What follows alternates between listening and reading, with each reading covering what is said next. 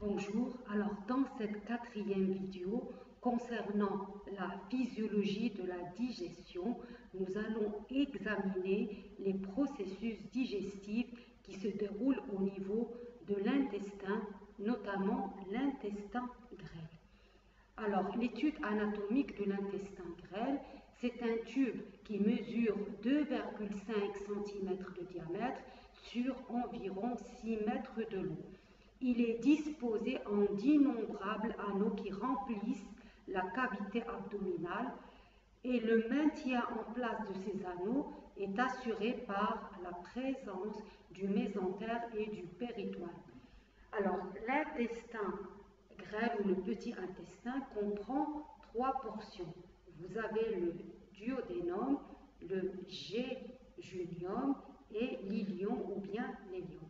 Alors, le duodénum, c'est la partie supérieure séparée de l'estomac par le sphincter pylorique. Il mesure environ 25 cm et il a la forme d'un C. Alors, après le duodénum, vous avez le jéjunium qui mesure à peu près 2,5 mètres. Le jéjunium se prolonge par l'ilium ou bien par l'ilion sans véritable ligne de démarcation entre les deux. Alors, comment est organisée la muqueuse de l'intestin grêle? Donc, on va faire une étude histologique de la muqueuse de l'intestin grêle.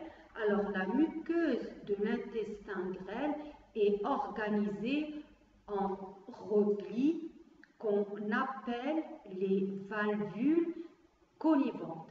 Alors, ces valvules, ils vont multiplier la surface de l'intestin de 3 à 10. Alors, regardez sur ces valvules, la muqueuse est disposée en cône allongé qu'on appelle les villosités. C'est le deuxième degré de pli. Alors, ces villosités, ils se projettent à peu près à 1 mm de la muqueuse et ils vont multiplier encore la surface de l'intestin par un facteur de 20. Alors, vous avez ici un grossissement de cette partie. Alors, remarquez les villosités, d'accord? Donc, les villosités avec les cellules qui les forment, d'accord? Alors, ces villosités, elles sont formées par des cellules absorbantes qu'on appelle les entérocytes. Alors, les entérocytes, ce sont des cellules polarisées. Alors, pourquoi on dit que ce sont des cellules polarisées? Alors, parce qu'ils possèdent une membrane apicale qui est hérissée de microvillosités de 1 micromètre de long, alors que la membrane basale située du côté sanguin, elle est rectiligne. Donc, vous voyez, donc la muqueuse de l'intestin grêle, elle est organisée par 3 plis ou bien replis. Alors, vous avez les valvules, c'est le premier degré de pli, puis après, vous avez les villosités, le deuxième degré de pli, après, vous avez les microvillosités, c'est le troisième degré de pli. D'accord? Donc, on a les valvules collivantes. Au niveau de la muqueuse des valvules collivantes, on a les villosités. Les villosités sont elles-mêmes formées par des entérocytes qui, au niveau de la membrane apicale, c'est-à-dire la membrane qui est dirigée vers la lumière intestinale, il possède des microvillosités.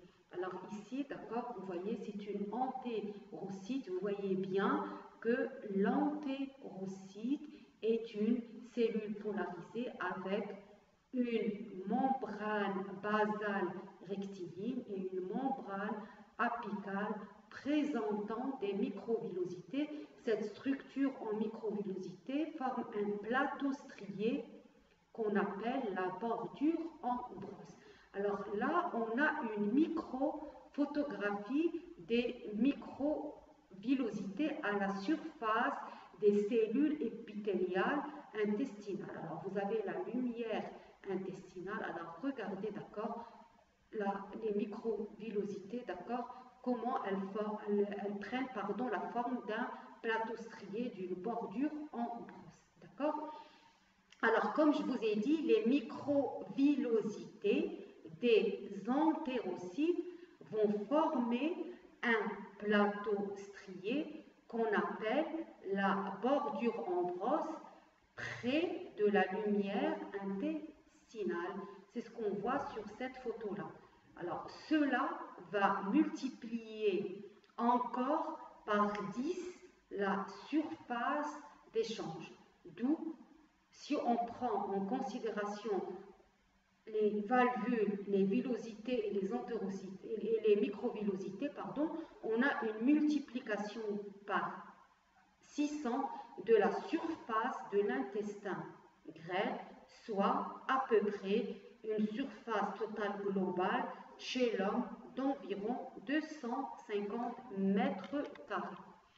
Alors, toujours au niveau des microvillosités, on observe que les microvillosités, elles sont rigidifiées à l'intérieur par des fibres d'actine et de myosine et elles sont recouvertes par un réticulum de filaments polysaccharides. Elles sont recouvertes par un réticulum de filaments polysaccharides qu'on appelle le glycocalyx ou bien le fusicate. D'accord? C'est comme vous voulez. Alors, c'est quoi le glycocalyx? Le glycocalyx, c'est un réseau de fibrilles extracellulaires qui est riche en glycoprotéines, c'est-à-dire en mucine, et qui va recouvrir la membrane apicale des entérocytes. Donc, je répète, les microvillosités, elles sont rigidifiées à l'intérieur par des fibres d'actine et de myosine et elles sont recouvertes par le glycocalyx qui sont des filaments polysaccharidiques. Alors là, vous avez une photo qui montre un peu la disposition du glycocalyx. Alors regardez ici, vous avez la membrane de l'entérocyte, d'accord, avec les microvillosités. Là, vous avez la lumière intestinale. En bleu, c'est le glycocalyx. Alors le glycocalyx, son rôle, c'est quoi? Il joue le rôle d'un tapis moléculaire ou bien d'une barrière entre le contenu intestinal et la membrane de l'entérocyte. Alors, le glycocalyx, il est très adhérent à la cellule, il est ancré par des chaînes glucidiques qui sont représentées ici en rouge. Alors, quelle est la structure des villosités de l'intestin grêle? Alors, chaque villosité possède un centre fait de chorion. Le chorion, c'est quoi? C'est la couche de tissu conjonctif de la muqueuse. Alors, dans ce chorion, d'accord, est inséré ou bien est intégré une artériole, une vénule, un réseau de capillaires qui permet les échanges entre les artérioles et les vénules, et aussi on a un chylifère ou bien un vaisseau lymphatique. Alors c'est la même chose sur cette photo, vous avez d'accord l'artériole, la vénule en bleu, le réseau de capillaires et vous avez le vaisseau lymphatique ou bien le chylifère, d'accord? Alors, au niveau de la muqueuse des villosités, la plupart des cellules, ce sont des cellules absorbantes ou bien les entérocytes. Alors, en plus des cellules absorbantes, quelques-unes des cellules de la muqueuse des villosités sont des cellules caliciformes, représentées ici en bleu. C'est quoi les cellules caliciformes? Ce sont les cellules qui vont sécréter du mucus. Donc, si on veut récapituler, au niveau de la muqueuse des villosités, 80% des cellules, ce sont des cellules absorbantes ou bien des entérocytes.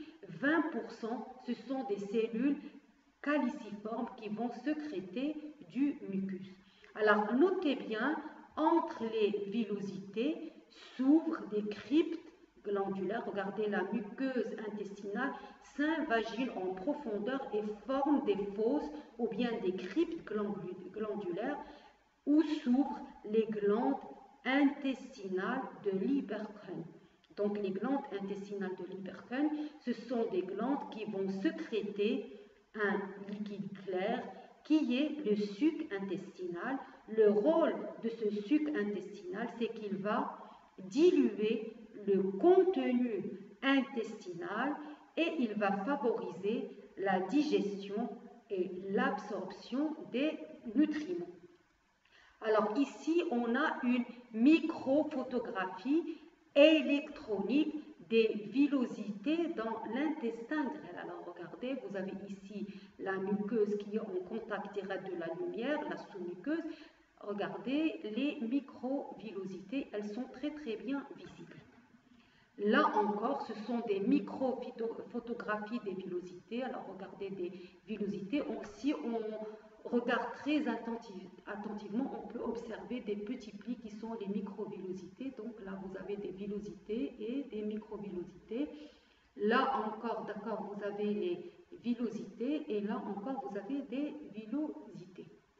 Donc là, comme je vous ai dit, c'est une microphotographie des villosités dans l'intestin grêle. Donc on l'a vu. Donc ici, c'est la même chose, c'est toujours des villosités. D'accord? Alors, on va parler maintenant du suc intestinal. D'accord? Alors, le duodénum, il va recevoir le chyme gastrique qui a été imprégné des enzymes salivaires et stomacales et il va passer dans le duodénum en traversant le pylore.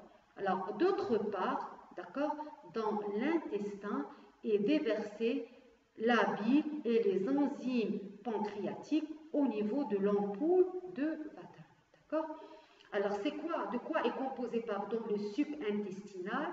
Le suc intestinal est un liquide jaune clair qui est sécrété au rythme de 1 à 2 litres par jour. Alors, il est légèrement alcalin. Son pH, il est de 7,6. Il comprend de l'eau, des éléments minéraux, notamment les ions bicarbonates, quelques enzymes, il ne comprend que très peu d'enzymes, et des glycoprotéines, c'est-à-dire de la mucine. Alors, dans ce suc intestinal, on peut retrouver aussi des anticorps et des phagocytes dont le rôle c'est de tenter d'éliminer la charge de micro-organismes que la nourriture aurait pu entraîner jusqu'à l'intestin. Alors maintenant, d'accord, la digestion, on va parler de la digestion chimique dans l'intestin grêle, la digestion qui se fait par les enzymes. Alors, la digestion chimique intestinale comprend 2 phases. Une première phase intraluminale, c'est-à-dire qui se déroule à l'intérieur de la lumière ou bien de la cavité intestinale. Une deuxième phase intracellulaire, qui se déroule à l'intérieur de la cellule de l'entérocyte. Alors, comme on a vu, la première phase intraluminale, elle met en jeu les enzymes pancréatiques et la bile. Alors, les sucres vont être transformés en disaccharides, les protéines vont être transformées en petits peptides et les lipides en micelles. Les micelles, comme je vous ai dit, ce sont des complexes de monoglycérides et d'acides gras avec les sels biliaires. Alors, la digestion intracellulaire. La deuxième phase de la digestion est intracellulaire et plus précisément membranaire. Elle va parachever la digestion intraluminale. Alors, cette digestion intraluminale est assurée par les enzymes qui sont sécrétées par les entérocytes au niveau des microvillosités de l'entérocyte. Donc, en effet, les cellules épithéliales absorbantes qui tapissent la muqueuse des villosités synthétisent plusieurs enzymes digestives qu'on appelle les enzymes de la bordure en brosse.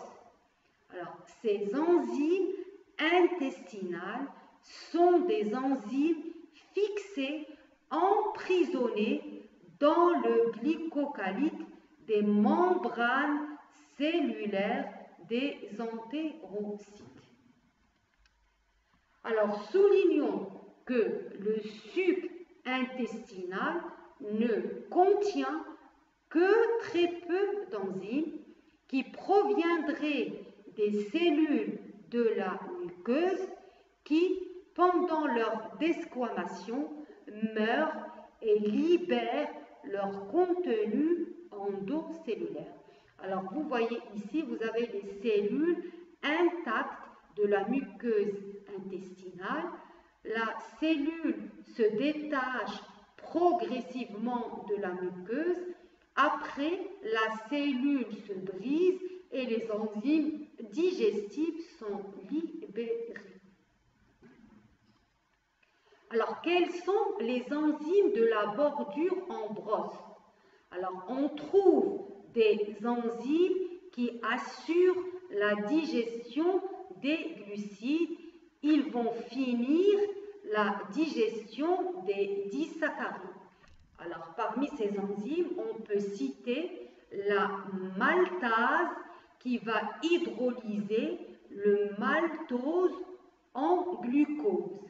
On trouve aussi l'invertase, appelée aussi sucrase, qui va hydrolyser le saccharose en glucose et en fructose. Ou encore la lactase qui va hydrolyser le lactose en glucose et en galactose. Alors, parmi aussi les enzymes de la bordure en brosse, on trouve des peptidases qui vont finir la digestion des peptides. Ils vont scinder partiellement les polypeptides en acides aminés. Alors, parmi les peptidases, on trouve des aminopeptidases et des dipeptidases. Alors, donc, en plus des enzymes qui vont dégrader les sucres et des peptidases, on trouve aussi deux types d'enzymes capables de digérer les nucléotides comme les nucléosidases et les phosphatases. Alors, concernant la digestion mécanique au niveau de l'intestin grêle, alors les mouvements de l'intestin grêle sont de deux types. On a la segmentation et le péristaltisme. Alors, la segmentation est strictement une contraction localisée dans les régions qui contiennent le chyme. Donc, la segmentation est strictement une contraction localisée dans les régions qui contiennent le chyme. Elle va assurer le mélange du chyme et des sucs digestifs et elle va mettre les nutriments en contact avec la muqueuse pour qu'ils soient absorbés. Elle ne fait pas avancer les aliments dans le tube digestif. Donc, la segmentation, elle va commencer avec des contractions des fibres musculaires circulaires dans une partie de l'intestin grêle. Ces contractions vont diviser celui-ci en segments. Donc, on a un segment qui est divisé en deux segments. Ensuite, les fibres musculaires qui entourent le centre de chaque segment se contractent aussi, divisant de nouveau chaque segment. Alors, enfin, les fibres qui se sont contractées les premières se relâchent et chaque petit segment s'unit au segment voisin pour former de larges segments. Donc, comme je vous ai dit, on a la segmentation, c'est des contractions des fibres musculaires dans une partie de l'intestin grêle. Ces contractions vont diviser celui-ci en deux segments. Après, d'accord, les fibres qui entourent le centre de chaque segment se contractent aussi. Ils vont de nouveau diviser celui-ci en deux autres segments. Après, les fibres qui se sont contractées, les premières, se relâchent et chaque petit segment s'unit au segment voisin pour former de larges segments. Donc, ce processus qui se répète de 12 à 16 fois par minute va permettre le brassage du chyme par des mouvements de va-et-vient. Alors, le deuxième type de contraction, c'est le péristaltisme. Alors, le péristaltisme, ce sont des contractions propulsives dues aux muscles circulaires qui se contractent en amont, c'est-à-dire en arrière, et se relâchent en aval, en avant, c'est-à-dire en avant, formant ainsi un anneau de contraction qui va pousser en avant le bol alimentaire. Alors, notons que ce péristaltisme est limité en distance 4 à 6 cm et le chyme va rester dans l'intestin grêle pendant 3 à 5 heures. Alors, la lenteur de la progression des aliments favorise ainsi la digestion et l'absorption.